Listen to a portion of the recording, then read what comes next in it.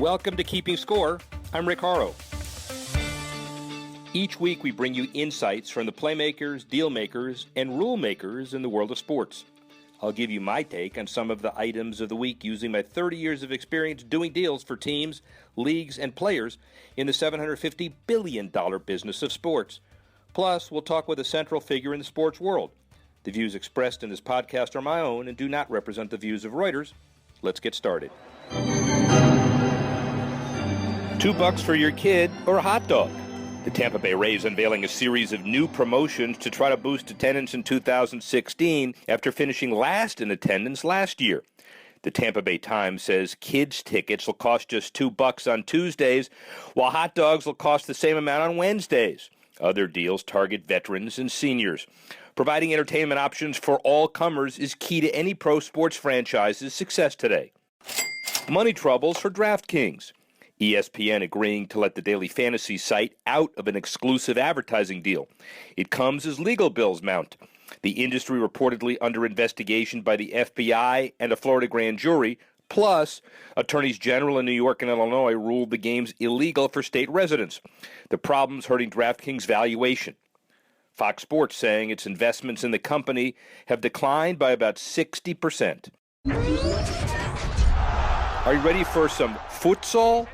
The Pro Futsal League plans to debut in the U.S. next year. The 5-per-side indoor soccer game is attracting big-time names to ownership stakes. According to the Dallas Morning News, Brooklyn Nets owner Mikhail Prokhorov and the Buss family, owners of the Los Angeles Lakers, have each committed to owning a PFL franchise. Futsal is currently played in 198 of 207 FIFA member associations, and owners are expecting top talent to flock to the U.S. Now, we talk the business of golf, what it takes to run a tournament, and why the sport misses Tiger Woods. My interview with IMG Golf executive Ken Kennerly. Ken Kennerly is Senior Vice President, IMG Golf North America, North American events, basically runs all of the major events in North America for IMG, and more important and more local anyway, he's been the executive director of the Honda Classic for many years, the first event in the Florida Swing. Thanks for joining us, and are you ready for probably the biggest tournament yet? You know what? We're getting there. It's tell you what, Rick, the build out has been phenomenal. Our weather finally in Florida has gotten on the Florida side, which is great. You know, speaking about Phil yesterday, he is one of our great players that will be in our field. And much as I was kind of pulling for him yesterday, Vaughn Taylor's a good person, but if he wants to now win his first tournament in 53 or 51 events since the Open Championship in 13, having it be the Honda Classic, frankly, would make my day.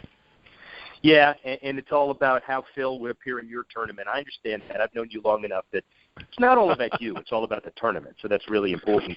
From a business perspective, Ken, give me your 30,000-foot report card on the golf business. How do you feel about it? Is it surviving the turbulent economy? Is it out of the woods? What's your thought? Well, I don't think it's out of the woods, Rick. I don't think any business is really out of the woods right now. You know, the participation rate, is flat. So that's, I guess, a good thing in that it's not declining, continuing to decline. So, being flat, frankly, is probably pretty good according to the National Golf Foundation. I'll tell you from the event perspective, if you're able to rally the community and rally the partners and really create something special for people, the event business is going well. One of the things that we did out here, as you well know, 10 years ago was when we took over this event was, we had to insulate ourselves against a downturn in not only the economy but also in golf in general. And, by doing that, we've created a, really an entertainment platform. I mean, this is what we call a must-attend event in Palm Beach County. We have thousands and thousands of people that come out here and truly enjoy the experience, and it's more than just golf. We've had 194,000 a couple of years ago. Last year with that tremendous, terrible weather we had on the Saturday, we lost and we finished on Monday, so we were about 164,000. But more than 50% of our audience comes out here, Rick, because they're here to have a good time. Yeah, golf at the end of the day is probably one of the reasons they're coming here, but, it's the entertainment factor. It's the, the must attend. It's I need to be seen factor. And I think because of that, we're able to, frankly, do pretty well against some of our competitors that continue to just market golf and spectator golf, which is not really in the future. Is that the key to the business as well? Reuters international audience, pretty significant. and obviously this is a Florida event, but with NBC focusing on it as an international event heading into the World Golf Championship the next week. So what do you say to an audience in Dubai who wants to follow Rory McIlroy, or in Europe who wants to follow the PGA Tour? How international and how important is this event from an international perspective? Well, we continue to improve every year, and with that, we have several factors going for us. One, it's Florida, and late February, early March, people love turning on the television and seeing just the fabulous climate that we have down here. And to your reference about England and Scotland and some of the others, the players in our field are we have several countries around the world represented in our player field, from several from Europe and South America and Asia, of course, and everyone's tuning in to see their favorite players, which is great. But I think also with the partnerships that we have, not only with American Honda at 35 years and counting, our title sponsor, the longest running on the tour, our partnership with the Nicklaus family, Jack and Barbara Nicklaus, certainly adds a huge element to what we're doing. Then we've got the iconic PGA National and, of course, the Bear Trap. And, the Bear Trap is perhaps, other than Augusta's Amen Corner, the three most recognizable holes in golf. And I think, truly and internationally, we're recognized as such. And I can just tell you, being out here at the resort and living here 12 months a year, the number of international people that are coming to play golf on the champion course, and then once they get to that Bear Trap in a funny way, and I mean this sincerely, and seriously, it's very similar to when you get to Pebble Beach number 7, when all of a sudden the cameras come out. When you get to that Bear Trap and you see that big, 7-8 foot statue of the bear and the plaque that says, Jack Nicklaus's comment about, the 3 hardest holes, consecutive hardest holes in golf. I mean, it's become more of a photo op, which is pretty cool. So I think, internationally we're growing for several reasons, as I said, Florida, Honda, Bear Trap, so on and so forth. Ken Kennerly runs the Honda Classic, runs IMG Golf Events North America as well. Business show, give us the business metrics. You don't have to give us private numbers, but obviously you take a 30,000 decrease in attendance because of weather. It's going to impact your bottom line. Does a tournament make a profit? And if so, kind of generally, what are the major revenue sources for somebody that wants to kind of get a Pro Tournament 101? Well, I mean, other than the majors and other than the World Golf Championships, an event like the Honda Classic is, it's all in about a $15 million tournament. But television is $5 million plus of it, and then you've got your purse at $6 million, and you've got all this other stuff going into it. But last year, when again, as you know, and people should know, and if they don't, they will now, that every PGA Tour event is a 501c3 organization. So our net tournament income goes directly to charities. So last year we gave $2.5 million to South Florida children's-related charities. We were frankly on track to get close to $3 million, but when we did have the weather issues, it cost us, no doubt. It cost us at the gate, cost us on Monday because we had to finish on Monday, and you don't charge for Monday, and a lot of factors that go into it. But roughly we're going to give a little over $2.5 million, we believe, this year again, which would be great, and it's all to a great cause. It's the impact of the event in our community is measured at over $43 million, and that of course is all in there with between rooms and food and beverage and exposure and all that, and then of course the television, the global television reach that the PGA Tour commands is pretty significant. 5 years ago, 6 years ago, you and I would always talk about the Tigerization of the tour and how important it is to get Tiger to this event or not. People are talking about Tiger less and less.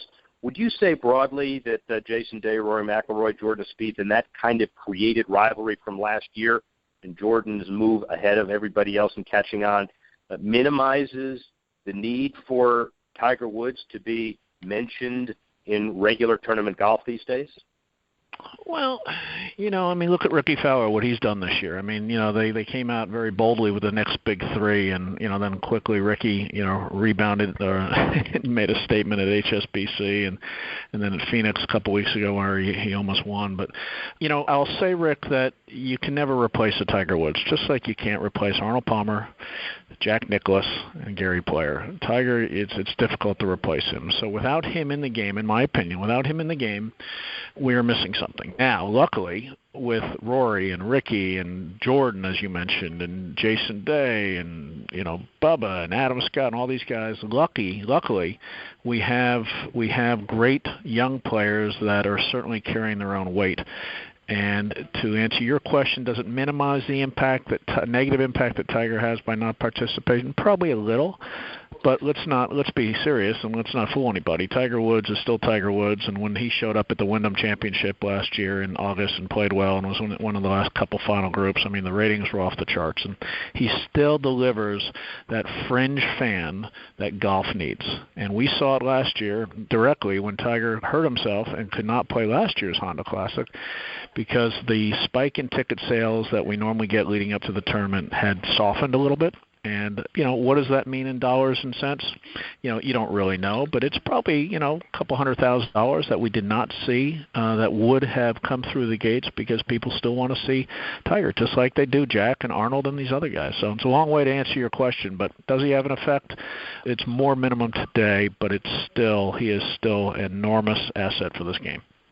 Long way to answer the question, but a candid way to answer the question, really important. How would you, having a magic wand that you don't have, if you were the commissioner of the PGA Tour for a day, what would you change tomorrow that needs some changing in your humble opinion?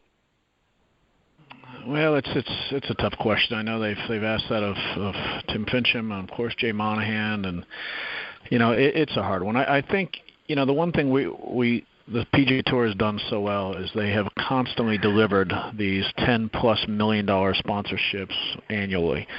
And, I know going forward a concern is, will the corporate world continue to support 40 events in America on an annual basis? So, does that mean we've got to look international a little bit more, perhaps? I think, doing whatever we can do to get the young players through the system onto the PGA Tour is an important thing because, again, to your point earlier about Tiger, you need that fresh blood in there. So it's really a hard question to pinpoint, but I think we've got to continue to make sure we're able to identify those companies that are going to support this great game, because there are a couple tournaments out there that we're losing and, that are still without sponsorship. But, I think the tour has been very good at pulling that rabbit out of a hat. So I think they'll continue to prevail. Are there enough corporate sponsors and creative tournament directors who will give those corporate sponsors enough assets to make them feel happy in the future?